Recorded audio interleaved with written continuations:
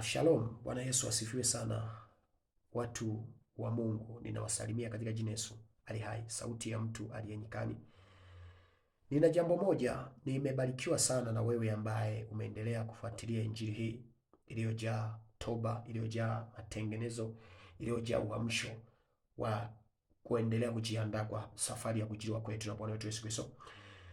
Tulikuwa na maombi ya siku 7 ya kufunga na kuomba, na maombi haya tunahitimisha Jumapili. Wewe ulioko Arusha, ninakualika. Ulioko hapa Mshono, kuna namba nitaziweka hapo, itakuwa kwa ajili yako. Kesho tutahitimisha maombi haya kwa meza ya Bwana.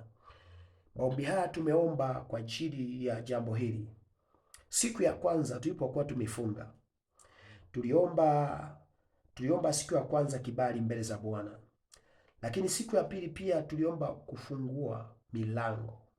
Siku ya tatu tuliomba macho ya rohoni. Siku ya 4 tuliomba unyenyekevu mbele za Bwana, lakini siku ya 5 tuliomba roho wa kumcha Bwana katika maisha yetu. Bwana Yesu asifiwe sana. Ni majambo ya muhimu sana, ni mambo ya muhimu sana haya. Lakini pia siku ya 6 tuliomba roho ya Alfa na Omega. Lakini pia kesho tunahitimisha na tutaomba pia roho ya umoja na unyenyekevu mbele za Bwana, roho ya upendo. Lakini pia ukiangalia, sijaleta somo lolote kwa habari ya hivi vitu, lakini pia kuna mafungu yake, kuna maandiko yanayotuongoza kwenye kuombea hizo vitu.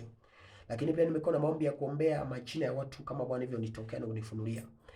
Na wewe ulioko Arusha, kesho utakuwa na ibada maalum ya meza ya Bwana.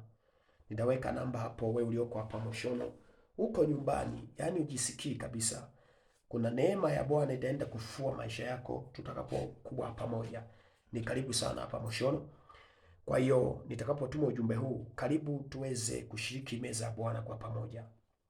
Karibu tuweze kushiriki meza ya Bwana kwa pamoja na uendelee kujifunza injili ya toba na matengenezo katika mwisho tulizo nazo.